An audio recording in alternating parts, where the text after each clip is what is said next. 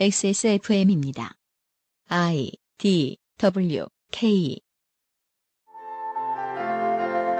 그것은 알기 싫다. 2018 설 특집. 기사 읽기 놀이. GM의 한국공장 철수를 두고서요. 국민의당 의원은 김관영 의원이죠. 군사는 현 정부가 무능한 탓이라고 하고 보수 경제지들은 노조가 목리를 부린 탓이라고 하고 뭐 저 같은 사람들은 글로벌 기업이 전략을 바꿀 때 미리 눈여겨보고 있어야 된다. 뭐 이런 얘기를 정도 할 겁니다. 네. 예. 서로 다른 말들을 합니다. 언론 소비자는 관점을 소비하는 게 맞아요. 확실히. 소비자들이요? 네. 네. 관점 아닌 척하고 관점을 얘기해주는 게 기사라는 걸 이제 모르시는 분들은 없습니다. 네. 디테일을 열심히 지켜보고 계신 언론인들도 계시긴 계신데 이런 언론의 시선에는 당장 희망퇴직원을 써야 되는 노동자 혹은 그의 가족의 삶이 종종 빠져 있고요. 세계를 장기판으로 보는 거시관점만 난무합니다. 여러 발자국 물러서서 뉴스를 읽는 시간이 돌아왔습니다. 260회 그것은 알기 싫다. 2018년 설 연휴 에디션 기사 읽기 놀이 시간입니다. 유승균 PD고요. 윤세민 에디터입니다. 네, 안녕하십니까. 윤세민입니다.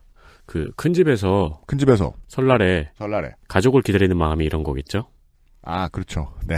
오늘 아주 많은 분들이 오시기로 돼 있는데 네. 설레입니다. 그 알실에 친척들이 우르르 몰려옵니다. 잠시 후에 만나실 수 있고요. 광고를 듣고. 우리는 어릴 때부터 관점을 비교해야 된다는 게 되게 정답인 것처럼 들어봤잖아요. 네. 뭐 신문을 가르치는 어른들한테. 저도 제 스스로 그렇다고 생각을 했는데 요즘 들어 드는 생각이 웃기시네. 네가 언제 관점을 비교했어. 네 관점 찾아다녔지. 적극 소비하는 분들은 그렇죠. 네. 네. 하나 샀는데 삼라만상이 다 있길 바라니까요. 아이폰만 쓰는 사람도 있고 여러 핸드폰을 번갈아가면서 쓰는 사람도 있는데. 네. 지난 주차에 보내주신 관련된 제보와 피드백이 상당히 많았고요. 덕진이니 지금 추가로 취재를 하는 중이고요. 결과를 조만간 알려드릴 수 있도록 하겠습니다. 그리고 이제 지나가다 곁다리로요. 향린교회 얘기가 잠깐 나왔어요. 네. 향린교회의 신도 한 분이 메일을 보내주셨어요. 네, 그러시더라고요. 익명을 요구하시면서. 안녕하세요. 방송을 듣다가 저희 교회와 임보라 목사님 이야기가 나와서 후기를 남깁니다. 아, 참. 어떻게 이렇게 다 있으면 무서워서 방송 어떻게 합니까? 늘 무서워하긴 합니다만. XSFM이랑 섬돌 향린교회 아마 가까울 겁니다. 인권센터 사람 건물에 입주해 있습니다. 네, 인권재단 사람 건물 맞아요. 네. 제가 가봤을 때 그 위층인가 뭐 그랬던 것 같아요. 한 층으로 되어 있는 교회인가 보네요. 그러니까 전체 건물은 아니었고 인권재단 사람하고 건물을 같이 써요. 네. 예, 다음에도 같이 피시는 것 같았어요. 놀러 오셔서 3층에 올라가시면 저희 목사님이 계실 겁니다. 하하하. 예, 신도가 이렇게 목사를 우습게 봐요. 괴롭히고 아무나 가서 보면 됩니까?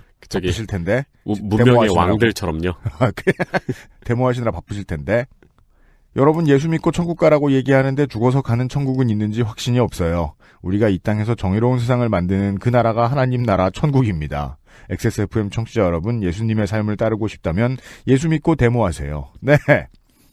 신도님 감사합니다. 오늘도 예수 믿고 데모 많이 하십시오. 들어주고 계신 향린교회 청취자 여러분 감사드리고요. 잠시 후에 광고를 듣고 그것은 알기 싫다의 친척들과 만나 뵙겠습니다.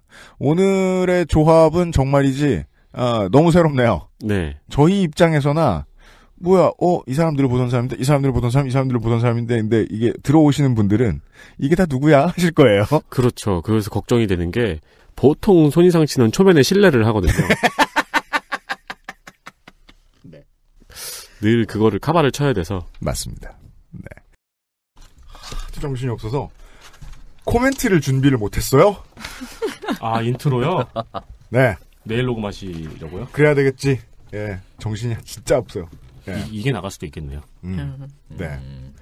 이게 이제 물론 방송에 나올 때는 제가 이제 방송에 나오는 것 같은 코멘트를 하겠죠. 뭔가 이렇게 오랜만에 뭔가 사람들이 모인 것처럼 명절 분위기를 낸답시고. 네. 즐거운 설입니다. 네. 하지만 이 안에 앉아 있는 사람들은 서로를 거의 모두 처음 봤습니다. 목소리로만 듣다가요.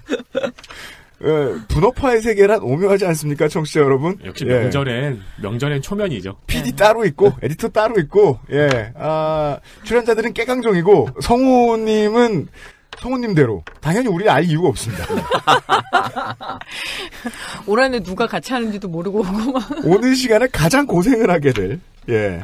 조금 전에 들었던 액세스몰 설날 광고를 더불어 요즘 많이 들리고 있는 목소리. 윤건 성우께서 오늘 수고해 주시겠습니다. 네, 안녕하세요. 윤건입니다. 잘 네. 부탁드립니다. 반갑습니다. 반갑습니다.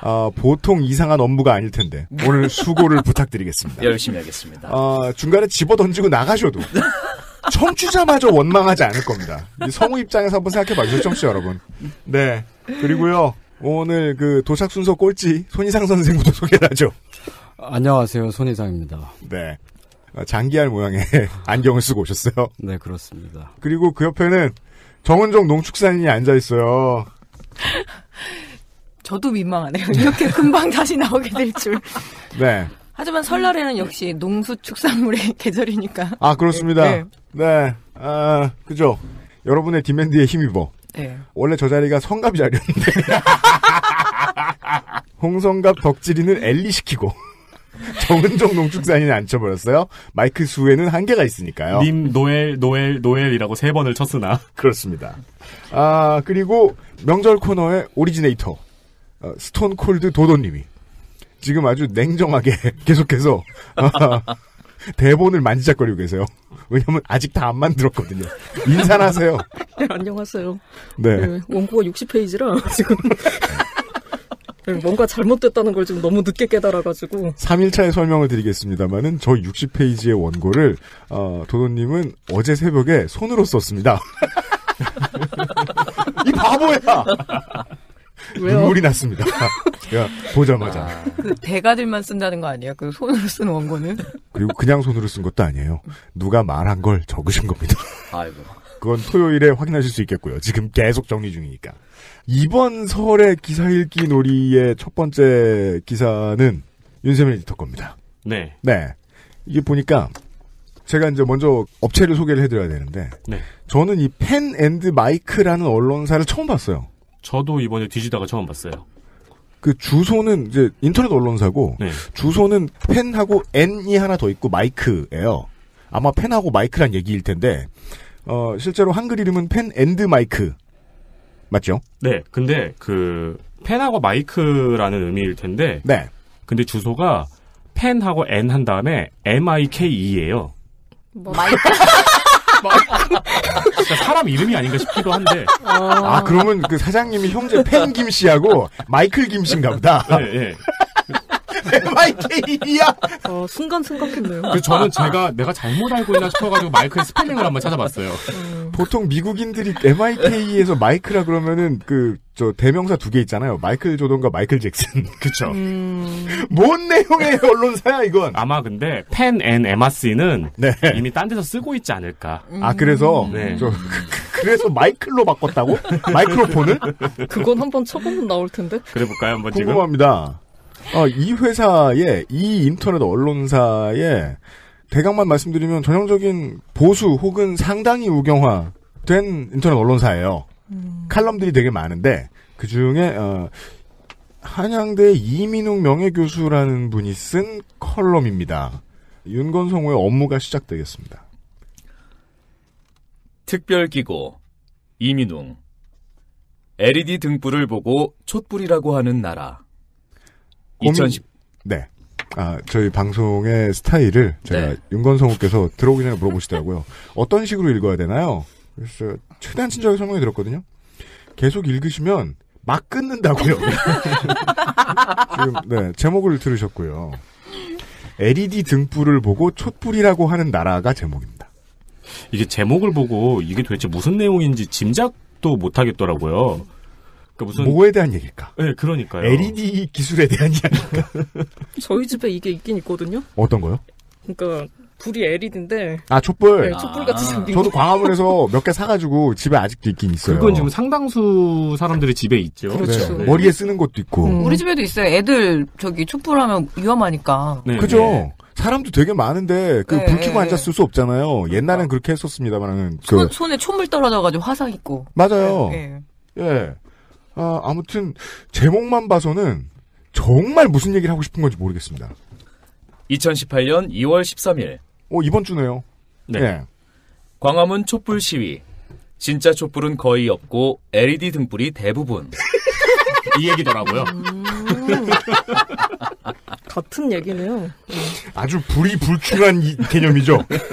진짜 촛불이 없는데 촛불 시위대.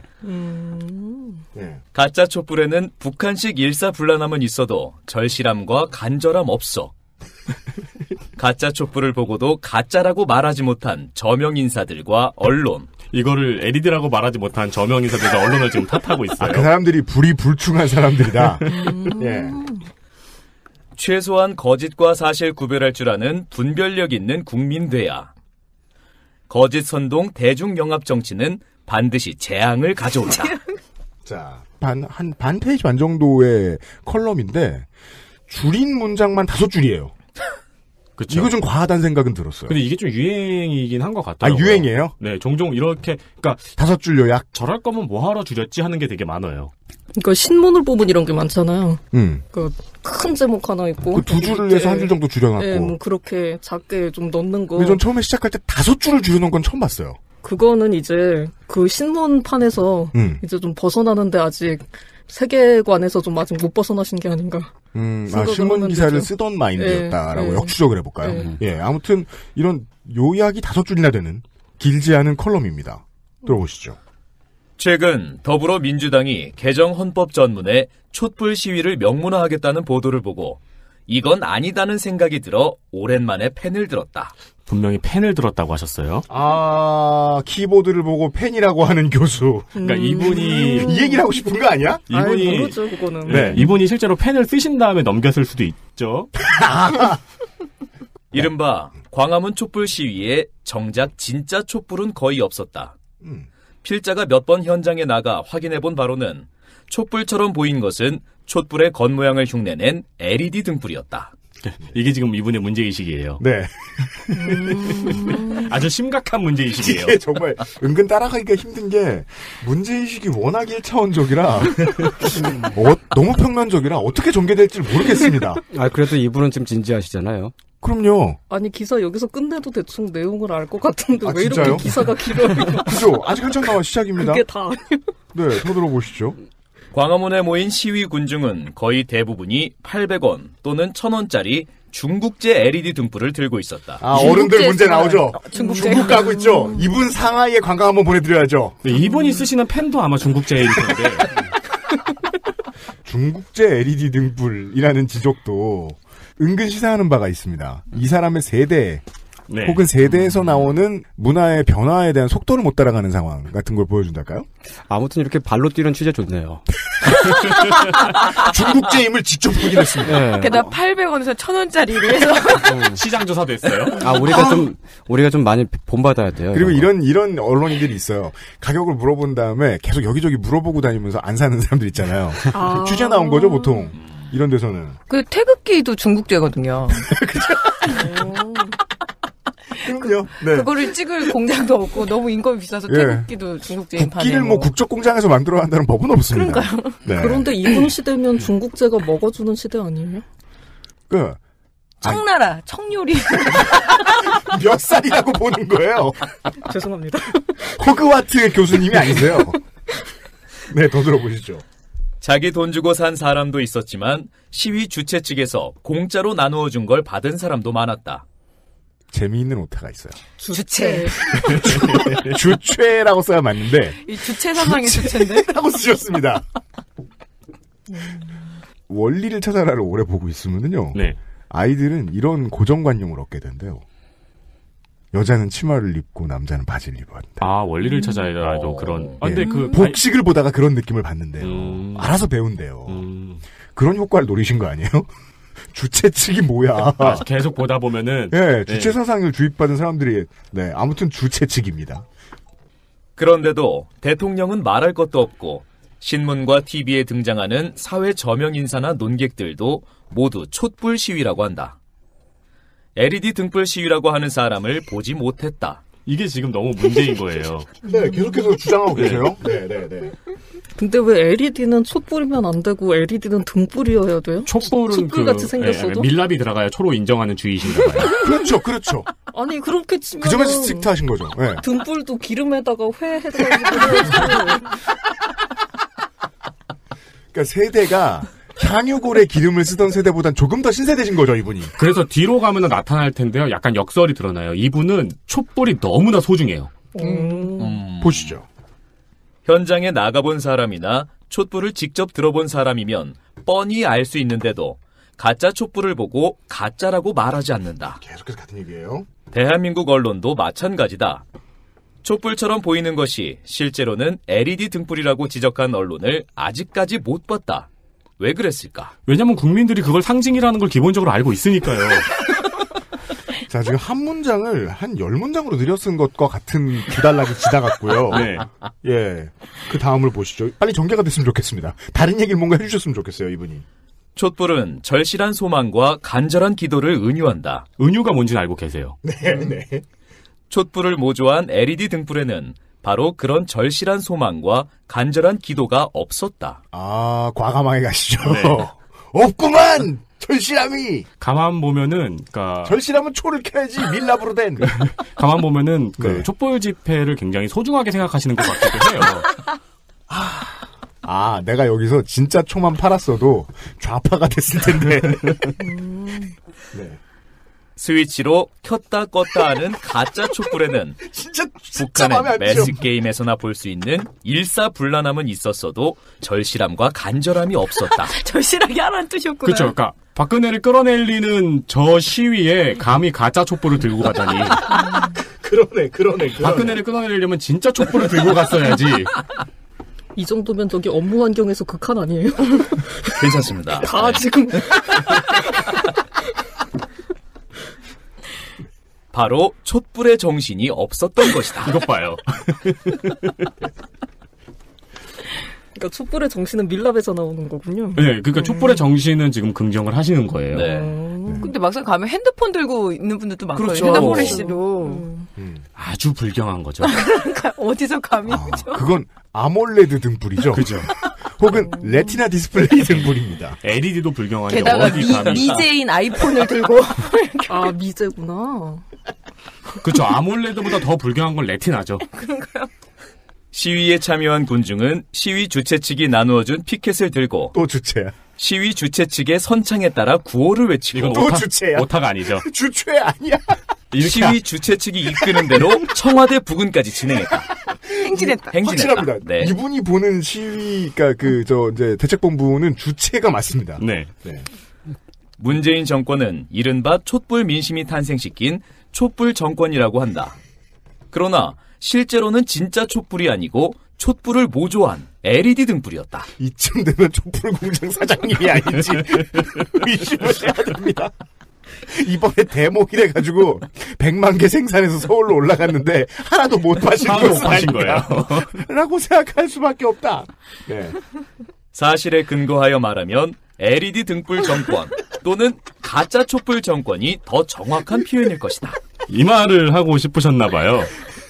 그러니까 가짜 촛불 정권이라고 하면은 그죠. 예, 이분이 의도하는 네. 거는 네. 가짜가 촛불을 꾸며주는 수식어가 되는데 이렇게 네. 써붙이면은 가짜가 정권까지 같이 수식해버리는 착각이 오잖아요. 실제로 의도하신 건 이런 거고 이런 류의 이제 요 정도는 평가해도 저는 예의에 어긋나는 건 아닐 거라고 생각합니다. 이런 류의 얕은 수의 은유를 쓰는 것이 우리 어렸을 때 교과서에서 보던 칼럼들이 글 쓰는 방식이었어요. 저는 그랬던 것 같아요. 근데 그렇게 치면은 우리도 이 기사를 모니터에서 보면 안 되죠. 그럼요. 이분의 손글씨로 봐야죠. 이건 가짜 글이에요. 윤건성우께서 처음 앉자마자 반박을 할 수 있을 것 같은데 가짜 글을 생각이 안 읽고 납니다. 계세요. 네, 더 보시죠. 2016년 11월 26일 오후 8시 광화문 시위 주최 측이 이끌었던 1분 소등 퍼포먼스는 바로 스위치로 껐다 켰다 하는 LED 등불이 아니었으면 있을 수 없는 일이었다. 그러니까 칭찬하는 건지 아닌지 좀 모호해지기 시작해요. 아니 촛불도 입으로 불면 되는데 뭘? 그러니까요. 그리고 이제 윤건성우의 톤으로 계속 듣다 보니까 이제는 양초 광고인 것처럼 들리기도 하고. 그냥 이게 맞는 말 같은데. 혹시 스위치로 껐다. 양키 캔들 뭐 이런 거. 프랜차이즈 하고 오시는 거 아니야? 그거 그렇게 많이 들고 왔으면 정말 향기로 가득했겠네요. 예. 아니 근데 그 양키 캔들 들고 오신 분들도 계셨어요. 그러니까요. 가끔 있죠. 근데 그것도 꽤 뜨거울 텐데. 진정성을 위해서라면. 네, 또 보시죠. 입으로 불어 촛불을 끄고 성냥이나 라이터로 다시 촛불을 붙이는 진짜 촛불이었다면 1분 소등 퍼포먼스처럼 일사불란하게 한꺼번에 촛불이 꺼지고 켜지는 장관을 연출할 수 없었을 것이다. 그것도 장관이라고 해주시잖아요. 그러니까 촛불 집회 자체는 굉장히 소중하고 고결한 거예요. 이분에게. 네.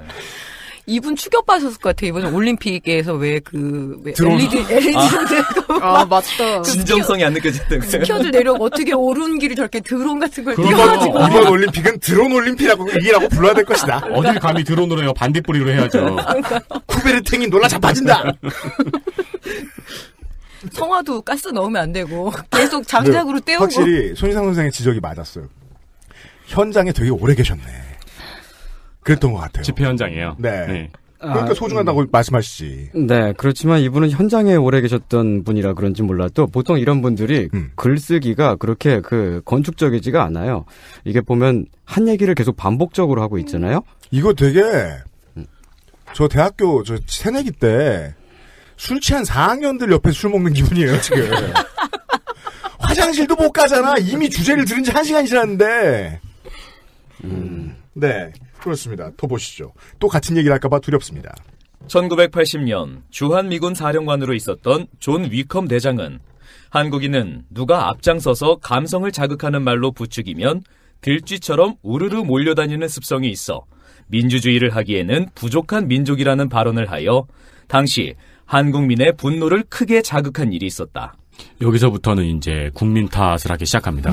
근데 이분의 세대가 보이네요. 1980년도의 일을 지금 인용하고 있어요. 이 레밍 발언은 어차피 충북도 김학철 자유한국당 의원 얘기로 해도 될 텐데. 제가 굳이 28년을 거슬러 올라가십니다. 네, 38년이구나. 그래서 궁금했거든요. 네. 왜 굳이 이 옛날 일을 예로 들었을까. 근데 그 이유가 이 다음 문장에서 약간 짐작이 가능해요. 보시죠.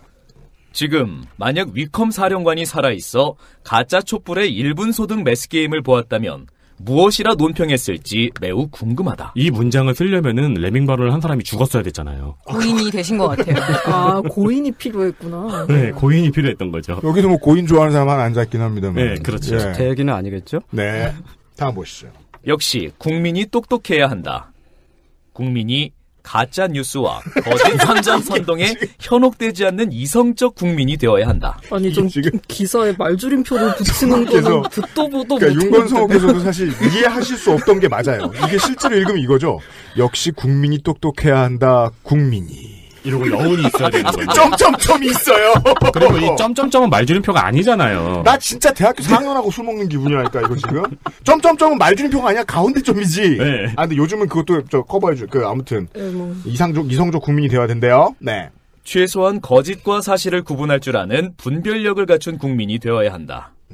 그런데 문제는 그런 역량이 저절로 갖추어지기 힘들다는 데 있다. 그러니까 우리 국민들은 LED 촛불과 진짜 촛불을 구분할 수 있는 역량을 저절로 갖추기가 힘든 거예요. 이제까지 저희가 계속 웃기만 했습니다만은 이민웅 한양대 명예교수 이 글쓴이는 처음부터 계속해서 이것을 은유로 진행시키려는 의도를 가지고 있었군요. 우리가 선진국을 방문할 때마다 역시 사람들이 훈련이 잘 되어 있구나 하고 느끼지 않는가? 아닌데? 진짜 엄청 더럽지 않아요? 진짜 처음 보는 문장이죠? 훈련? 맨날 요파시의 진행자인 안승준 군이 맨날 영국 얘기하는 이유가 뭔데? 거긴 모든 걸 다 버리면 돼. 하고. 그렇죠. 제가 막 이거 분리수거 해라, 저거 분리수거 해라, 잔소리 할 때마다 짜증내면서 하는 얘기가. 영국은 안 한다? 보통 일본을 제외하고는 선진국 가면 갈수록 개판이잖아요. 네, 캐나다에도 안 해요. 그냥 음식 쓰레기랑 다 일반 쓰레기 다 섞어서 버리는데. 제가 주시하게 되는 단어는 훈련이라는 단어예요. 잘 사는 나라들은 무슨 절대 왕정이나 군사 독재에서 매일같이 캠페인으로 사람들을 가르친다는 듯한 느낌을 줘요. 네. 네. 보시죠. 왜 그럴까? 유혈혁명이든 명예혁명이든 민주공화제를 쟁취한 선진국들은 모두 예외 없이 초기에 공교육 제도를 도입하여 자치에 꼭 필요한 지식교육과 시민교육을 함께 실시했다. 계속 갈까요? 아니면? 우리나라는 공교육을 도입하지 않았나 보죠. 그죠. 우리나라는 사교육이죠. 그래 누가 보면 사교육제도를 도입한 줄 알잖아. 그렇죠. 보시죠. 민주주의의 3대 요체는 자치, 법치, 협치로 정리할 수 있다. 그만큼 민주주의는 운영하기가 어려운 제도다. 국민이 똑똑하지 않으면, 국민이 교육받아 계몽되지 않으면, 국민이 실천 훈련을 받아 교육 내용을 생활화하지 않으면 누가 민주주의를 공짜로 손에 쥐어주어도 제대로 유지하고 발전시키기 힘들다. 이게 원고 처음에 이제 정리하기 전에 윤세민 에디터가 저한테 해줬던 얘기가 이제 이해가 됐습니다. 존 위컴 대장 얘기할 때부터 안 읽어도 된다. 네. 이 뒤로도 계속 그 술 마신 4학년 같이 술 마신 4학년? 네, 국민이 똑똑해야 된다. 뭐 그러면서 문재인 정권 이런 이야기들을 하고 지록이마 예를 들면서 칼럼에서 지록이마 예 든 거 누가 한번 해줬으면 좋겠어요. 그건 그래요. 네네. 네. 똑같은 이야기가 계속 이어지고 있어요. 네. 그래서 저는 이제 이 부분은 안 읽어도 될 것 같다고 건의를 드렸던 거고요. 저는 네. 제가 칼럼을 쓰는 입장에서 이런 능력이 굉장히 부럽네요. 어떤 점이요? 그러니까 비슷한 분량을 바로 늘릴 수 있다. 근데 이건 정말 복리의 마법 같아요. 주제문 하나로 이자를 몇 번을 타먹는 건지 모르겠어요. 저는 글을 쓸 때 한 문장을 쓰기 위해서 상당히 많은 생각을 합니다만 이 사람은 아마 한숨에 다 썼을 것 같네요. 사실 이거는 두 문장에, 그러니까 이 글을 쓰기 위해서 생각했던 이제 영감은 두 문장밖에 없는 거예요. LED는 진짜 촛불이 아니다. 국민은 멍청하다. 그렇죠. 네. 문재인 정권이 과거 정권에서 통용되던 관행까지 들추어 이른바 적폐청산이란 걸 무슨 캠페인을 벌이듯 떠들고 난리 구슬치는 모양을 보면 이 사람들도 고종명하기는 틀렸다는 생각이 절로 든다. 어색한 단어를 써서 이게 저주라는 게 잘 보이지 않습니다. 제명에 못 죽는다는 소리잖아요. 고종명이. 네. 이거 사실은 되게 위험한 발언이거든요. 전직 대통령이든 국정원장이든 범죄 사실이 있는 자를 처벌하지 말라는 게 아니다. 조용히 그리고 엄정하게 수사를 하여 범죄 증거가 확인되면 기소를 하면 된다. 더 중요한 건 잘못된 관행을 막는 법률적 제도를 도입하는 일이다. 이게 되게 길게 맞는 얘기를 쓴 것 같은데 자세히 생각해 보시면 은근슬쩍 조용히가 들어가 있어요. 조용히 해라. 네. 네. 조용히는 여기 사실 들어갈 필요가 없는 문장이거든요. 물론 이건 좌나 우나 검찰이 이전 정권을 들쑤실 때는 조용히 좀 했으면 좋겠다라는 말은 얼마든지 나와요. 네. 검찰이 보도자료 뿌리지 마라. 기자들한테 너무 많은 걸 공개하지 마라. 라는 얘기. 저는 그래서 역설적으로 이 조용히라는 단어 하나만 곱게 보여요. 예.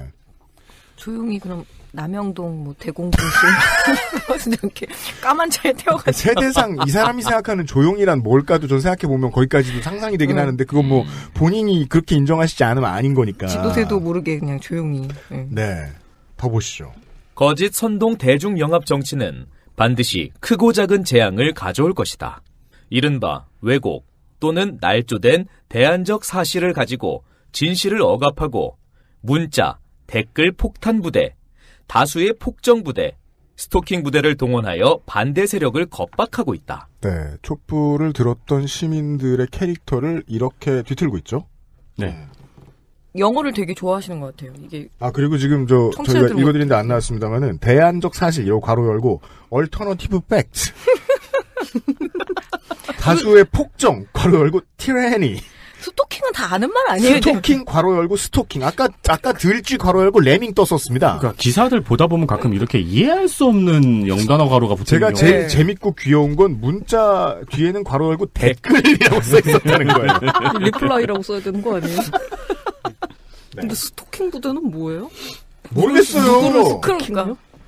또 오시죠. 얼마 전에는 한술 더 떠서 어디서 돈이 났는지 지하철에서도 멀리 미국 뉴욕의 타임스스퀘어 광고판에서도 광고 영상 시위까지 벌이며 문재인을 우상화했다. 우상화가 아니라 반대 케이스. 그리고 여기에 시위라는 게 은근히 들어가잖아요. 어디서 돈이 났는지란 상스러운 표현은 그렇다 쳐도 시위라고도 은근히 집어넣고 그게 아마 생일 축하 광고였죠? 그 사실은 쏙 빼놨잖아요. 네. 네. 진실을 바탕으로 국민을 설득해서 건전한 여론을 형성하는 민주적 방식이 결코 아니다. 반대는 할 수 있는 건데. 네. 제가 제일 재밌었던 건 손희상 선생의 이야기대로 너무 쉽게 쓰여진 글이라는 거긴 해요. 예, 또 볼게요. 이게 딱 네. 그거 아니에요? 주어가 없는. 그러게요. 뭐가 민주적 방식이 아니라는 거예요. 아, 무엇은 민주적 방식이 아닌지 얘기 안 했네요. 그렇다면 이것은 아마 그 LED 촛불을 만드는 과정을 뜻하는 것인지 알 수 없습니다. 글은 사이키델릭합니다. 그런데도 한국 언론은 그런 위협적이고 비민주적인 시위 행태를 단순히 소개하는 보도에 그치고 있다. 왜 단순히 소개한다고 했냐면은 이것도 똑같죠. LED라는 사실을 밝히지 않았으니까. 아, 네. 과연 국민 수준 이상의 정치를, 국민 수준 이상의 언론을 가질 수 없는 것인가? 네. 마지막 단락입니다, 이제. 본인은 국민 수준 이상의 언론에 몸담고 있다고 확신할 수 있을 때 이건 쓸 수 있는 말일 그렇죠. 것 같아요. 계속해서 드러나는 사상이죠. 나는 국민 수준 이상의 인간이다. 그래서 이 언론이 그 펜앤 마이크 씨가 네. 펜과 마이크 씨. 아, 펜과 마이크에 펜과 미셸? 이 회사의 누군가는 마이클이다. 아, 그나마 생각할 수 있는 예외는 미셸일 경우입니다. 미하일도 있어요. 미하일 고르바초프라고. 아, 이건 은근히 펜과 마이크의 어드벤처 타임 같기도 하네요. 뭘 위한 어드벤처? 마지막 단락 보시겠습니다. 중국 진시황 사후에 황제를 능가하는 권력을 장악한 조고라는 환관 우두머리가 사슴 한 마리를 2세 황제에게 바치면서 말이라고 거짓말했다. 황제는 왜 사슴을 보고 말이라고 하느냐고 물었다. 그러자 조고는 조신들을 돌아보며 저게 사슴이냐 말이냐고 물었다. 그는 있는 그대로 사슴이라고 대답한 조신들을 눈여겨보아 두었다가 밤중에 군대를 동원하여 몰살했다. 그 이후 조고가 무슨 말을 해도 조신들은 벌벌 떨면서 그저 수긍하기에 급급했다는 일화가 있다. 유명한 지록위마의 고사다. 이 대명천지에 가짜 촛불을 보고 가짜라고 말 못하게 하는 21세기의 간교한 조고는 누구인가? 또 겁을 먹고 뻔한 사실마저 외면하고 침묵하는 과똑똑이는 누구인가? 자, 신선한 단어가 하나 나왔습니다. 과똑똑이. 우리 방송에서 자주 쓰는 똥멍청이의 반대말인가요? 꽈똑똑이 아니야? 꽈에서 똑똑한 거? 저 국문과 기준으로는 저 학교 선생님 되는 애들 평점 4.2 이상의 꽈똑똑이. 가만있어 봐. 그럼 요즘 말로는 학부 똑똑이에요? 과똑똑이는 뭐야? 정시로 들어온 친구들. 수시 말고. 네. 정시수석. 네. 수능으로만. 네. 수능과 내신으로만. 제가 보기에는 위에 문체를 보면은 굳이 이제 굳이 우리말을 쓰려고 노력하시는 건 아닌 것 같아요. 그러니까 죽어도 이 사람들한테 지식이라는 표현을 쓰기는 싫었나 봐요. 그래요? 그래서 지식인이라는 표현. 네. 과똑똑이라는 표현을 만들어내 쓴 게 아닐까. 매우 신선한 단어가 나왔고요. 그리고 그 전에 얘기는 지록위마라는 고사를 설명하는 데에 5줄을 썼거든요. 이거 딱 그거예요. 저처럼 이렇게 초중고 자녀를 키우면 그 마법 천자문이라고 있거든요. 마법 천자문하고 홍길동전을 합쳐놓은. 내가 하고 싶었던 제가 하고 싶었던 얘기가 그거예요. 이 쉬운 얘기를 어서 따다 쓰면 되는 데에 분량을 이렇게 많이 썼어요. 정말 분량 잘 잡아먹으시는 분이다. 제목이 전부 단 것 같은데. 다시 제목으로 돌아오면 LED 등불을 보고 촛불이라고 하는 나라. 그냥 여기에 모든 의미가 지금 다 들어있는 것 같은데. 네. 이게 지금 A4로 한 장이 넘잖아요. 네. 이 언론사 오너 아닐까요? 이분이 마이클 미하일이야. 이 언론사 오너는 정규땡 씨예요. 아 그래요? 그거 얘기해도 되는 거예요? 정규재 씨구나. 네. 네. 그럼 정규재 씨가 미셸 청이었던. 네. 이 기사를 다 듣고 생각나는 질문은 단 하나밖에 없습니다. 마이크는 누구인가? 그리고 이분은 이 글을 뭘로 쓰셨는가? 펜으로 쓰셨는가? 펜을 들었다고 했는데 90년대 초만 해도 왜 예전에 먹지라고 하는 거 있죠? 네네네. 그걸 써가지고 그게 이제 5장이 있어요. 방송 기자들도 거기다가 이제 글을 진짜로 써가지고 그걸 원고를 이제 한 장은 어디 한 장은 어디 이렇게 해가지고 5장을 써서 이제 넘긴 거예요. 그 시대라면 펜을 쓰셨나 본데. 하지만 여긴 인터넷 언론입니다. 그러게요. 네. 생각할 수 있는 그나마 합리적인 방식은 펜으로 타자를 하는 키를 누르는. 아, 그 방법이 있었군요. 죄송합니다. 제가 왜 펜을 일단 들긴 들었거든. 네, 제가 무지했습니다. 양손으로 들고 써도 되니까요. 여러모로 유추가 쉽지만은 않은, 쉬워 보이지만 파고들수록 어려운 첫 번째 기사를 만나보셨습니다. 근데 이 언론사의 네. 가장 재미있는 점은 사실 댓글들이거든요. 이 기사의 댓글을 보면은 네. 진짜 촛불이 아니란 사실을 이제야 알았습니다. 네. 그런 댓글들이 잔뜩 있어요. 잔뜩. 네. 근데 아파트 살아보면 그 LED 전구 교체하라고 얼마나 권유하는데요. 그 보조금도 줘요. 이렇게 교체하라고. 아, 그렇죠. 네. 관공서도 지금 다 LED로 네, 바꾸려고 하는 중이고. 친환경적이고 막 네. 우리나라의 기술력을 보여줄 수 있다고 막 이러면서 하는데. 네. 굉장히 환경을 파괴하고 싶으신. 하지만 진정성은 없잖아요. 그렇군요. 진실함과 간절함. 그리고 이민우 교수님은 왜 요새 고사에 지낼 때 돼지머리 이렇게 왜 그 돼지 저금통 갖다 놓잖아요. 그럼 진전성이 없어서. 진짜 돼지가 아니죠. 네, 그 장사는 대박 날 수 없겠구나. 전혀 없는 거죠.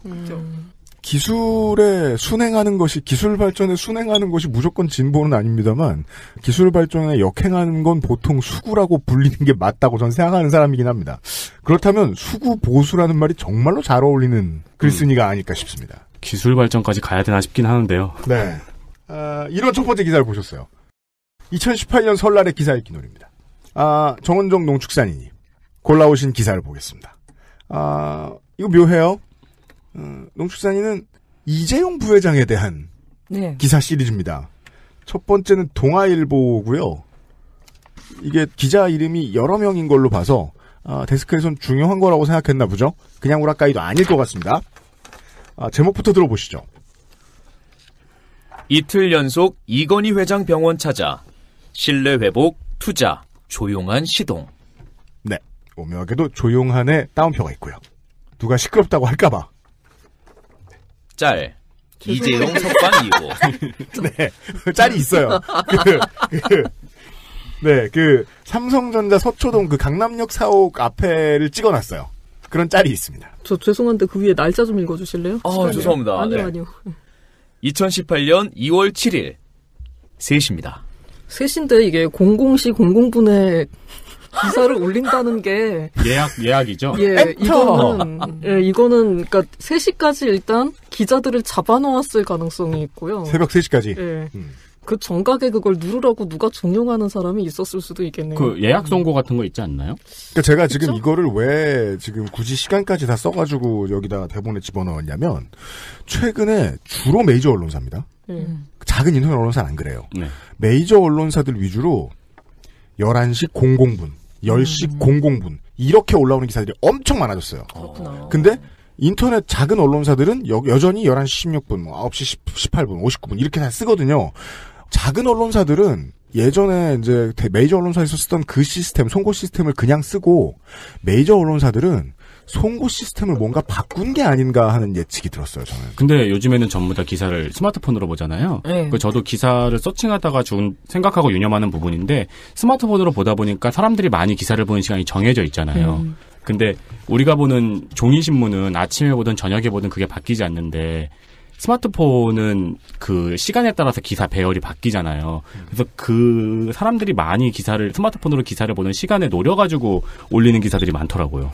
그 시간이 새벽 3시일 확률은 좀 낮은 편이라고 저는 보거든요. 네. 지금 올려놔야 출근 시간에 사람들이 보는 거죠. 아니죠. 그러려면 6시나 7시, 8시 이 시간대가 제일 좋죠. 그렇다면 제가 진정성 있게 사과드리겠습니다. 윤세민은 가짜예요. 네. 어머님이 LED로 나으셨지 않나 생각하고 있어요. 이제 또 한 가지 케이스는 이제 이 기사가 엠바고가 걸린 거죠. 새벽 3시 이후에 송고하라고 엠바고를 거는 건데 그런 경우 이제 새벽 3시에 엠바고를 건다는 경우는 저는 한 번도 본 적이 없습니다. 더 보시죠. 이재용 석방 이후 분주한 이재용 삼성전자 부회장이 석방된 지 이틀째인 6일 서울 서초구 삼성전자 서초 사옥에서 직원들이 분주하게 움직이고 있다. 자, 또 사이키델릭한 문장 하나 나왔죠. 주어 2개입니다. 부회장이, 직원들이. 자, 이거는 짤 설명이었고요. 이 짤이 근데 서초 사옥 전경이 찍혀있는 짤인가요? 아니요, 정문 찍혀있어요. 그럼 거기 막 사람들이 분주하게 움직이는 걸어 다녀요. 근데 분주한지는 모르겠고. 직원들인지도 모르겠고. 예. 석방 이틀째를 맞은 이재용 삼성전자 부회장. 전날에 이어 6일에도 아버지 이건희 회장이 입원 중인 삼성 서울병원을 찾았다. 이 부회장은 이날 오전 9시 20분경 서울 용산구 한남동 자택을 나서 곧장 병원으로 향한 것으로 전해졌다. 이 부회장은 이날도 이 회장의 병상을 찾았을 것으로 보인다. 또 1년 가까이 수감 생활을 하며 나빠졌을지 모를 건강 상태를 점검하기 위해 검진을 받았거나 혹여 통증이 있는 부위가 있다면 전문 진료도 받았을 것으로 보인다. 삼성 서울병원 측은 이 부회장이 어떤 목적으로 병원에 왔는지는 알 수 없다며 검진을 받았더라도 환자 개인정보라 밝힐 수 없다고 했다. 재계에선 이 부회장이 앞으로 보여줄 뉴 삼성에 대한 관심도 커지고 있다. 특히 이 부회장은 구치소에서 생활하는 동안 KBS ETV 주말 드라마 황금빛 내 인생을 시청하며 적지 않은 충격을 받았던 것으로 전해졌다. 자, 충격적이죠. 이재용 부회장이 돌아와서 기쁘네, 꼭 있어야 됐네, 이러고 못 빨아서 안달인. 헐도록 팔아서 안달인 그 기사들은 어차피 많이들 읽으셨을 테니까 청취자 여러분들도. 근데 저는 사실 이거 지금 농축사님 얘기해 주셔서 처음 봤어요. 이재용 황금빛 내 인생. 이게 요새 엄청 인기 많은 주말 드라마거든요. 아, 그렇습니까? 40%를 넘었어요. 오랜만에 요새 워낙 종편에도 드라마 잘 만들고 하니까. 네. 40% 넘는 시청률을 찍은 굉장히. 요즘 40%가 어딨어요? 그러니까 최고점 한 44%까지도 찍었었어요. 국대 축구도 그러는 법이었는데. 네, 30대 후반에서 그래서 인기가 많은데 이게 좀 재벌을 다루는 드라마인데 일단은 이거를 봤다는 것 자체도 재밌고, 그러니까 제 입장에서는 저랑 취향이 비슷한 것 같아서, 그죠? 제가 어디 삼성가의 취향이 맞출 수 있는 게 아무것도 없는데 드라마 취향 딱 맞는 것 같고. 네. 축하드립니다. 진정성 있게 좀 축하해주세요.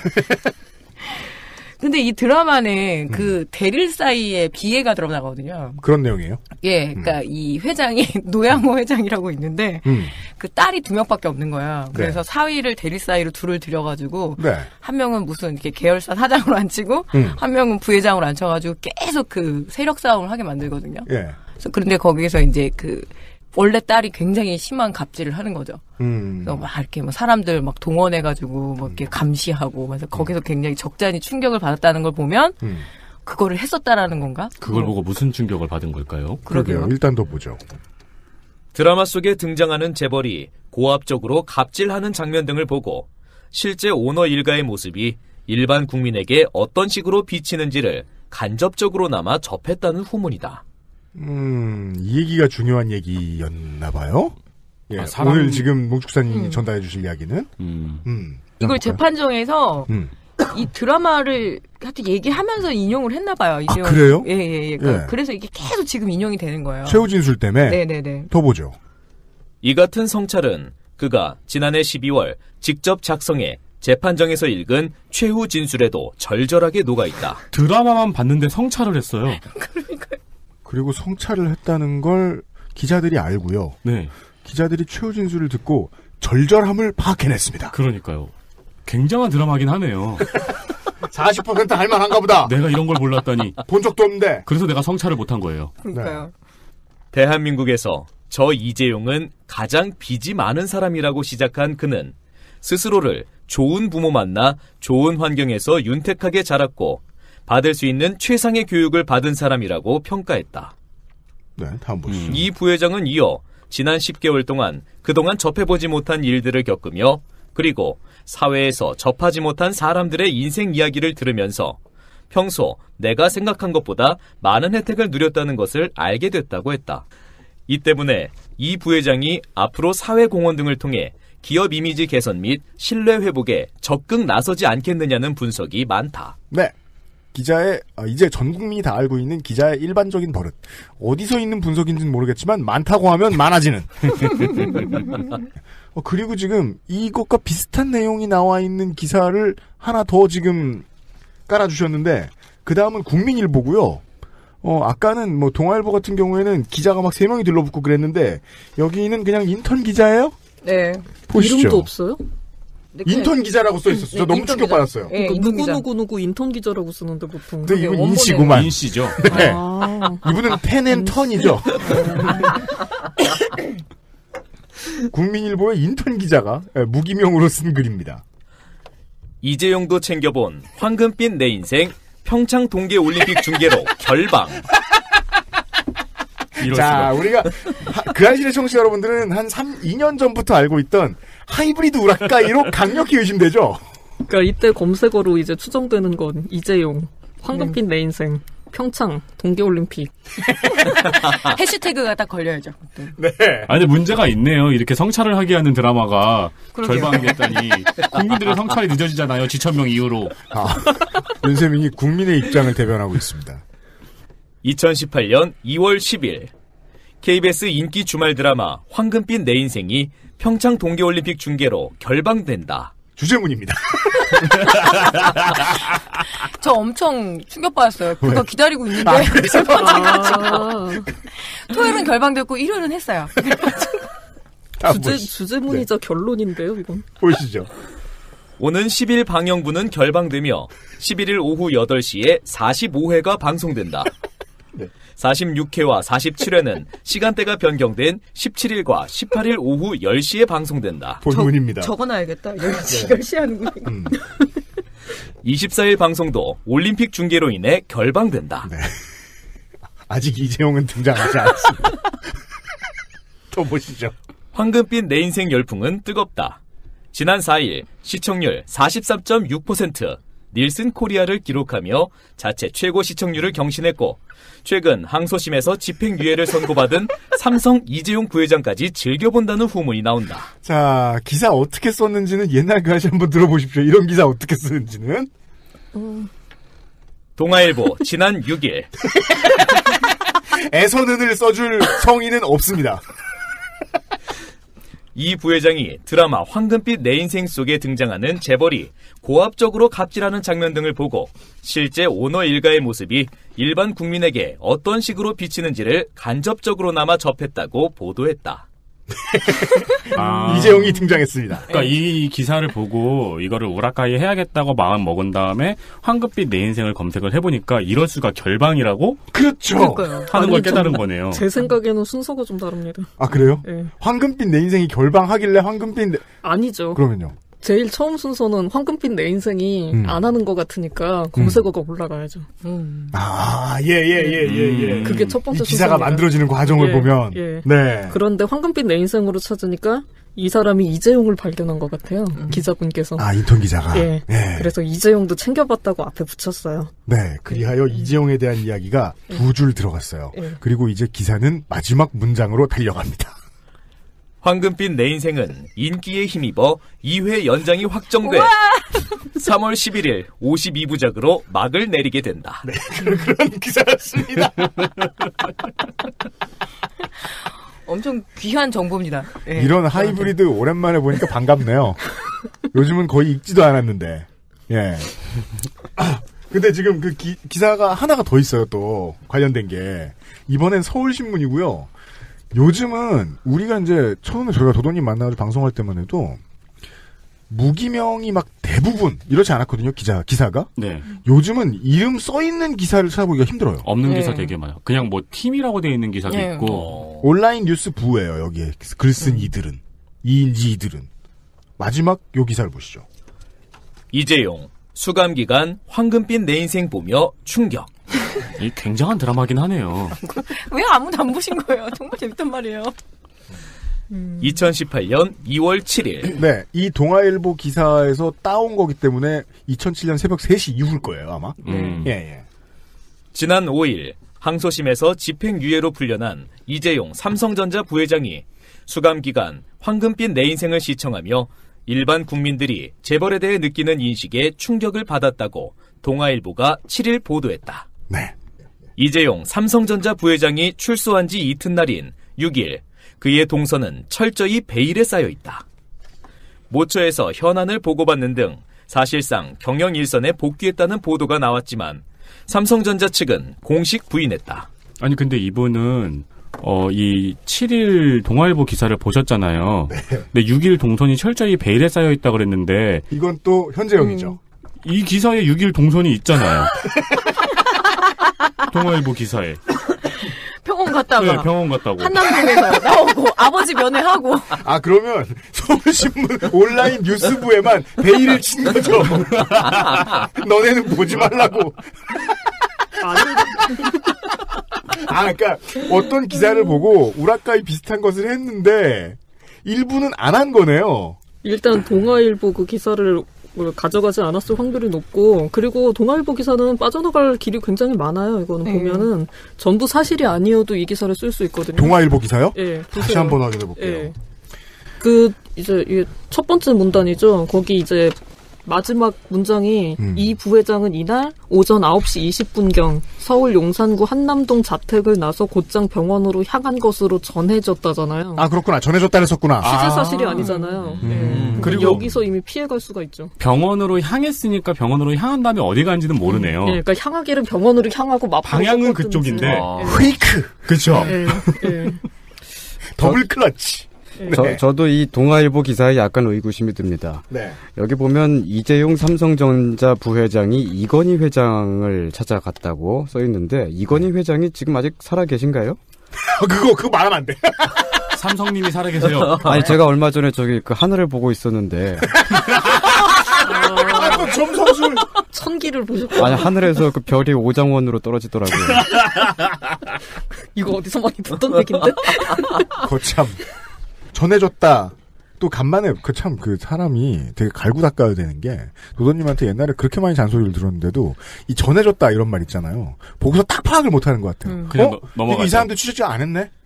왜냐하면 전해줬다라고 쓴 다음에도 밝힐 수 없는 취재원에 의하면이라든가 뭔가 자기 취재원이 누가 있었다, 누구한테 물었다라고 자랑하거든요. 발로 뛰는 기자들은. 그렇죠. 근데 동아일보 기자도 사실 제가 아까 읽으면서 조금 이상했던 게 이 회장의 병상을 찾았을 것으로 보인다라고 한 다음에 그러니까 병원을 찾은 목적도 약간 왔다 갔다 해요. 이 회장의 병상을 찾은 건지 감기 걸려 간 건지 아니면 뭐 검진을 받은 건지 진료를 받은 건지 이렇게 왔다 갔다 하다가 마지막에는 삼성 고위 관계자는 개인 시간을 보내며 휴식을 취했다고 또 전했다고 해요. 그러면은 이건희 회장이 있는 병원을 향하는 척했다 누운 거죠. 그렇죠. 그러니까 아무것도 몰라요. 그러니까 귀찮아 이러면서. 다시 한번 서울신문 온라인 뉴스부의 혐의를 벗겨드릴 수 있겠어요. 그럼. 서울신문 온라인 뉴스부가 옳았어. 베일에 쌓여있어. 동아일보 기자들이 요리조리 페이크를 했는데, 확실한 사실이 없던 거야. 그렇죠. 베일에 쌓여있는 게 맞아. 소방점검 갔을 수도 있죠. 병원에. 요새 병원 소방점검 시즌이거든요. 눌러보러? 네, 오너로서 또 가서 이렇게 한번. 다음 볼게요. 서울신문 DB 클릭하시면 원본 보기가 가능합니다. 그걸 제가 잘못 넣었습니다. 네. 충실하게 해주셔서 감사합니다. 동아일보는 이 부회장이 드라마 속에 등장하는 재벌이 고압적으로 갑질하는 장면 등을 보고 실제 오너 일가의 모습이 일반 국민에게 어떤 식으로 비치는지를 간접적으로나마 접했다고 전했다. 자, 국민일보 인턴 기자가 쓴 것을 다시 한번 비교해보겠습니다. 동아일보는 지난 6일 이 부회장이 드라마 황금빛 내 인생 속 등장하는 재벌이 고압적으로 갑질하는 장면들을 보고 실제 오너 일가의 모습이 일반 국민에게 어떤 식으로 비치는지를 간접적으로나마 접했다고 보도했다. 자, 같죠? 네. 잘 땄습니다. 그나마 그래도 아니에요. 달라요? 네, 달라요. 글자 다른 거 있어요? 네. 어디요? 황금빛 내 인생이 여기는 있고 없어요. 숨은 그림 찾기야, 이거. 이게 얼마나 중요한 건데요. 칸초 박스 안쪽 같아. 네. 아주 중요한 업무예요. 이거 이분의 노고를 무시하시면 안 돼요. 네, 단어 하나 줄이느라 서울신문 온라인 뉴스부는 고생했습니다. 아니죠. 반대죠. 네. 서울신문은 2월 7일이고 국민일보가 2월 10일이기 때문에 국민일보가 단어를 새로 집어넣었네요. 네, 황금빛 내 인생을 찾아서 넣은 거더라고요. 해도 어색해 이거. 하지만 서울신문의 공을 저는 치하하고 싶어요. 왜요? 동선이 베일에 쌓여있다는 사실을 밝혔잖아요. 맞아요. 저널리즘. 네. 다음 보시죠. 이 신문은 이 부회장이 지난해 12월 재판정에서 읽은 최후 진술에도 이런 시각이 녹아있다고 주장했다. 그러니까 서울신문은 동아일보의 무슨 축약판. 축약판 내지는 뭐 자회사 정도로 보는 게 적절하죠. 네. 동아일보 기사를 그대로 받아 쓰는 그래서 역할을 자회사란 하고 있으니까. 은유입니다. 서울신문 원래 또 관계자. 서울신문사하고 동아일보사하고 바로 앞집이잖아요. 그렇죠. 기자들이 떠들었어요? 이렇게 종이컵 전화기로 야 우리 이거 할 거야 이러면. 이러한 그 세 개의 기사들을 보셨습니다. 우리 정은정 농축산인은 아주 순수한 마음으로 네. 황금빛 내 인생 봐야 되는데 아주 중요한 정보를 얻었습니다. 이런 정보를 얻었다라는 것이었는데 이제 그 도도님이나 저희가 보기에는 아주 클래시컬한 일부 복붙, 일부 편집의 향연. 그래도 몇 가지를 알 수 있었어요. 네. 베일에 쌓여 있었다. 그렇죠. 그리고 부삼성님이 성찰하셨다. 네. 쉬네. 저는 그래서 이게 편기자들한테 데스크의 역할이 아직도 막중하리라고 생각하는 거예요. 이거를 대놓고 그냥 잠깐 한 30초 모아가지고 야 부회장님 빨아줘 이런다고 빨지 않습니다. 잘 잡아줘야 되는 업무라고 저는 봅니다. 네. 예. 동아일보 기자들의 활약이 눈부셨습니다. 그러니까 도도님의 지적이 맞는 게 두 가지 검색어에 걸리잖아요. 네. 이재용과 황금빛 내 인생. 아니요, 평창 동계올림픽도. 지금 그 사이에 하이브리드 더 돼가지고 이재용 황금빛 내 인생 평창 동계올림픽 뭐 인면조 가릉빈 가막 다 붙여도 나온 그런 기사들도 있을 것 같네요. 지금쯤은. 네. 맞아. 두 번째 기사 묶음을 감상하셨습니다. 네. 첫날의 마지막 기사는 아주 컴팩트한데 손희상 선생의 작품인데 손희상 선생이 캐오셨는데 설명을 드릴 것이 많아요. 일단은 제가 그 대본을 쓰면서도 이상했습니다. 제가 지금 언론사 이렇게 쓰잖아요. 따온 사람 정은정, 뭐 언론사 국민일보, 쓴 사람 인턴 기자 이렇게 썼단 말이에요. 보면 따온 사람 손희상, 자쿠자쿠 이렇게 써 있어요. 이거 뭡니까? 자쿠자쿠라고 일본 언론인데 석간 후지의 온라인판 사이트입니다. 그래요? 네. 근데 굳이 이름을 이렇게 지었을까? 그러게 말이에요. 자쿠자쿠가 무슨 뜻이죠? 지퍼 아니요? 자크. 어른. 아니 저기 건담에 나오는 그 로봇가 자쿠잖아요. 그런가? 막상 홈페이지 가보면 막 건담 그림으로 가는 그러지 않을 거예요. 아무튼 글을 쓴 사람은 무로타니 가츠미라는 사람인데요. 네, 무로타니 가츠미라는 사람은 악한론이라고. 악한론? 네. 혐한이 아니라 악한. 네, 그게 2000년대 초반 중반쯤에 나왔을 거예요. 그 사악하다 할 때 악자하고 한국할 때 한국 그 한을 붙여서 그런 책을 냈던 사람입니다. 네. 전에 지지통신 파견원으로 서울에서 근무했던 적이 있었고요. 제한 활동을 해본 적이 있던 일본 언론인입니다. 네. 예, 보시죠.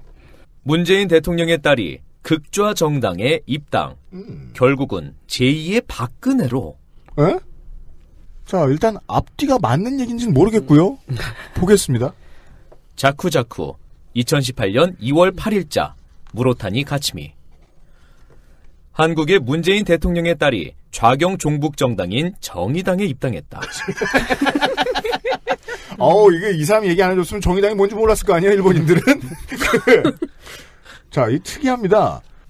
일본 언론들도 따옴표를 즐겨 쓰네요? 아, 그럼요. 뭐, 그 정도야. 아마 뭐 우리나라가 배워. 좌경 종북에 겹다운표가 있고요. 정의당이 헛다운표예요. 이게 왜 틀릴 거라고 생각하고 다운표를 썼는지 모르겠습니다. 보시죠. 한국인은 설마 하는 반응이 많은 모양이지만 멀리서 계속 보아온 나는 역시라고 생각했다. 결론부터 말하면 문재인 정권의 권력 중추는 여당인 더불어민주당 좌파에 있지만 그들의 감춰진 목표는 정의당이 공공연하게 말하는 것과 마찬가지다. 야, 이거 굉장한 의식의 진행이네요. 일단 속도감이 대단하고요. 네. 글은 이렇게 써야 돼요. 그리고 제가 정의당을 저도 이제 무로타니 가스미 상처럼 정의당을 멀리서 오랫동안 지켜봐온 사람인데 정의당이 이렇게 센지 몰랐습니다. 역시 미스테리 문학의 강한 나라예요. 보시죠. 이 칼럼을 쓰면서 정의당의 결성이 몇 년도인지를 알고 싶어 위키백과를 보았다가 놀랐다. 참 이게 부끄러운 얘기인데 우린 부끄러워라도 하지 어디 위키백과를 본다고 자랑을 해. 이거 보통 실제로는 해도 기사에는 안 쓰는 얘긴데. 그러니까 멋진 분인데 이분? 이런 분들을 낚으려고 위키에 저런 사람들이 이렇게 많은 거 아니야. 그렇죠. 한국의 위키백과는 몇몇 정당에서 새끼 보좌관한테 내용 바꾸라고 계속 시키는. 그죠, 관리하죠. 예. 네. 보시죠. 정의당은 한국의 중도 좌파 정당이다라고 써 있었기 때문이다. 이것을 쓴 사람의 감각은 분명 일본 공산당은 일본의 중도 정당이다일 것이다. 한국의 가정은 가부장적 지배형이라고 말하면 일본의 좌익으로부터 미움을 살까? 이게 무슨 뜻이죠? 전혀 그러니까 보통 이게 전혀 이런 식의 글을 쓰는 이런 식의 생각을 하는 사람이 일본에서도 굉장히 드물어요. 매우 드물고 보통의 일본 사람들의 생각과는 많이 다릅니다. 저는 한국에서는 이런 분들이 드물다고 보진 않거든요. 그게 이제 그 일본의 어떤 혐한 같은 것들이 국내에 보도될 때 한 200배쯤 뻥튀기가 돼가지고 보도가 되거든요. 근데 그런 사람들 중에서 이 사람은 조금 더 극단적인 좀 실제 있는 사람입니다. 그래 보입니다. 네. 다음 보실까요? 하지만 한국의 신문은 아버지 고노 요헤이 전 관방 장관과 장남 고노 다로 외상의 의견 차이를 올바른 부모에게 순종하지 않는 나쁜 아들이라고 하는 관점에서 줄기차게 보도하는 것은 아닐까? 이 정도의 그릇된 해석 능력이라면 언론사의 필진이 아니라 트위터도 해선 안 됩니다. 아니, 전 그냥 이 기사가 무슨 말인지 잘 모르겠는데. 근데 이 사람이 글을 쓰는 그 방법이 있어요. 스스로 질문을 합니다. 이렇게 하면 안 될까? 그렇게 하는 것은 아닐까? 질문을 하면서 미움을 살까? 네, 그렇게 살살 피해가요. 아니, 기본적으로 언론이라면서요. 근데 무슨 되게 성찰적 주체이신 것 같아요. 추측형, 의문형이 왜 이렇게 많아요? 네, 그런데 이 글 쓰는 그 테크닉이 이제 아닐까라고 하면은 아닐까, 맞을까, 그걸 아직 질문만 한 상태잖아요. 네. 그런데 그 바로 이어서 그것이 맞다고 하는 전제를 깔고서 그냥 문장을 이어갑니다. 다음 보시죠. 즉, 한국의 상식은 가부장적 지배형이며 딸은 부모의 의견에 따르는 것이 보통인 거다. 청취자 여러분, 이렇게 뭐뭐 아닐까라고 물어보는 마음에 안 드는 사람들한테 가장 좋은 약 같은 답은 딱 하나입니다. 아니야. 너랑 대화 안 해. 아니야. 아닐까 하고 가부장적 지배형이니까 고노요헤이 관방장관하고 고노다로 외상의 의견 차이는 순종적이지 않다라고 한국은 욕할 것이다라고 생각하고 있잖아. 네. 그러니까 이게 일본의 좌익으로부터 미움을 받는 거예요? 안 받는 거예요? 보통 이렇게 한국의 가정은 가부장적 지배형이다라고 말하면은 좌익이 아니라 그냥 보통 사람으로부터 저 사람 무슨 소리 하는 거야 이렇게 얘기가 나오죠. 그러니까 말이에요. 네. 참고로 여기서 한국을 잘 잘 모르고 있는 것 같아요. 참고로 여기서 언급이 되는 고노요헤이 있는 고노다마를 했던. 네, 맞습니다. 고노다로 외상은 지금 있는 양반인데 독도가 자기 이제 일본 내 땅이라고 꾸준히 말하고 있는 사람입니다. 둘이 부자 관계인지도 몰랐었는데요. 네. 한국이 고노다로의 이야기는 많이 해주긴 하는데 네. 아버지 얘기하면서 고노다마 얘기해주는 게 그렇게 많지도 않고 네. 그리고 아버지 얘기를 했다고 해서 뭐 부모 말을 안 들어? 라고 생각할 사람? 글쎄요. 대부분은 이 두 사람이 부자 관계라는 걸 모르죠. 네. 더 많은 분들은 이 두 사람을 아예 모르죠. 그러니까 정치인이 부모랑 자식 관계다라고 해서 그 사람의 정치적인 색깔을 자식의 정치적인 색깔도 부모를 닮아야 되는 게 아닐까라는 생각은 보통 자식이 정계에 들어가는 순간 잊어버리거든요. 이 문장이 의미하는 말을 이제 이해했네요. 그래요? 그러니까 이제 고노 부자의 의견 차이를 한국에서 올바른 부모에게 순종하지 않는 나쁜 아들이라고 아마 보도할 거야. 그렇다면 우리는 문재인 대통령의 딸을 아버지의 의견에 따르지 않는 나쁜 딸이라고 이야기하는 것이 우리의 보통이다. 바꿔야지. 보통은 아닐까? 보통은 거다라고 여기서 결론을 지었어요. 네. 보통은 아닐까 정도면 이건 퀴즈죠. 독자들이 답을 써서 보내는. 아닙니다. 네. 다음 보시죠. 그럼에도 문씨 집안은 아버지가 대통령이 된 후 딸이 부모와는 다른 정당에 입당했다. 제가 번역을 한 건데 본문에는 죄송합니다. 네, 문가라고 한자로 문가. 네. 그럼 가문할 때 문씨 가문은 이건 손희상 씨의 결례입니다. 손씨가 잘못했습니다. 네. 문씨 집안이 민주적인 가정이기 때문인가? 자꾸 묻네요. 그렇게 믿고 싶은 일본인이 있더라도 놀라운 일은 아니다. 그럼요. 중요한 일본인의 삶의 중요한 질문이 아니거든요. 정의당이 중도 좌파라고 믿는 것과 같은 수준이다. 나는 다른 것을 생각한다. 제가 초등학교 때 하이텔 아이디의 소개글 같은 얘기가 나왔습니다. 나는 다른 것을 생각한다. 중학교 2학년이 아닌가, 이 기자분은. 네. 싸이월드 제목 같은. 맞아요. 문씨 집안에게는 정의당과 더불어민주당 좌파의 본심이 같은 것 아닐까? 그것은 문씨 집안뿐만 아니라 한국의 진성 좌파 가정의 공통된 인식일 것이다. 진성 좌파 가정. 이데올로기를 가문과 엮어서 생각하는 네. 놀라운 시도입니다. 네. 진성 좌파 가족. 혹시 아는 가족 있으세요? 그런 가족. 김희준인가? 김정일, 김정은, 김여정. 그렇죠. 그 정도 압니다. 네. 내 망상은 계속된다. 그걸 알면 글로 쓰지 마.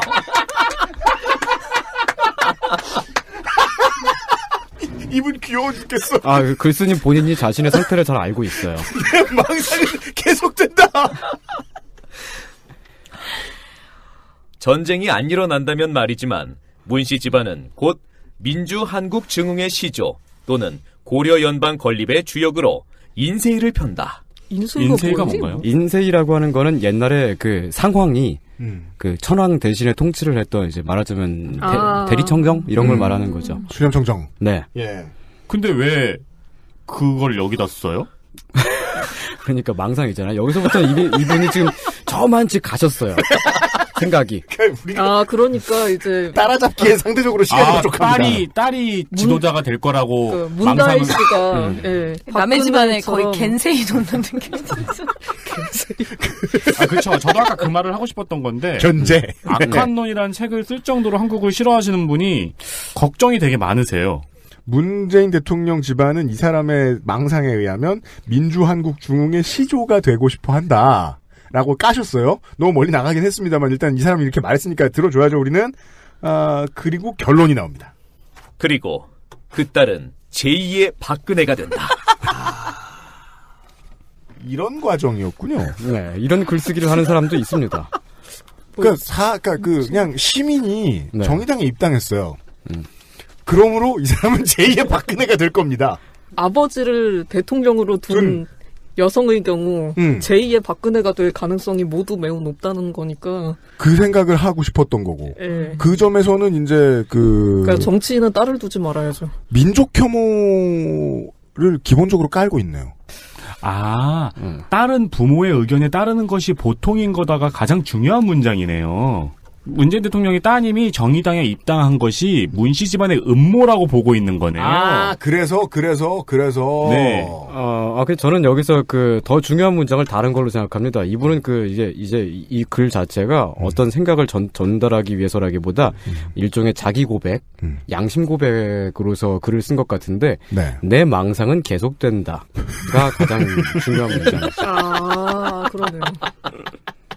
진짜 맞는 말인 게 저희가 지금 문재인 대통령 가족 걱정해줄 일이 아니라 우리 실제로 한국에서 글 많이 쓰는 분들 중에 이런 분들 많잖아요.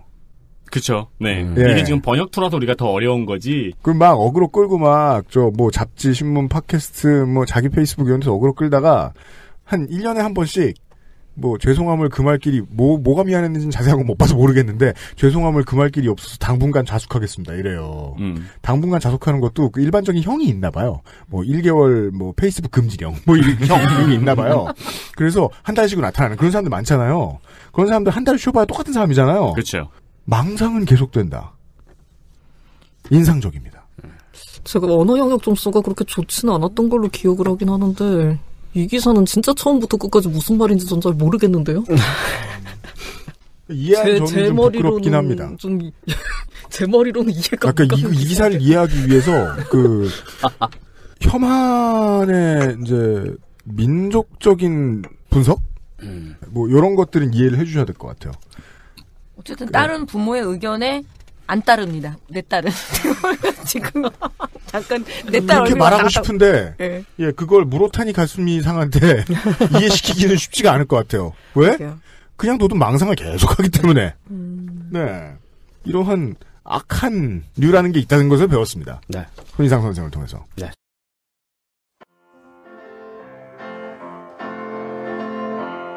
손희상 선생님 죄송하지만 내 망상은 계속된다가 1어로 말하면 어떻게 말해요? 전 모릅니다. 그래요? 이거 번역을 하셨다면서요? 저는 일본어를 어떻게 발음하는지 몰라요. 근데 그 글을 읽고 쓰고는 할 수 있어요. 무슨 말이야? 종종 이런 공부 노동자들이 있죠. 네. 네. 왔다시와만 알겠네요. 알겠습니다. 일본 기사를 처음으로 명절에 들었습니다. 예. 첫 시간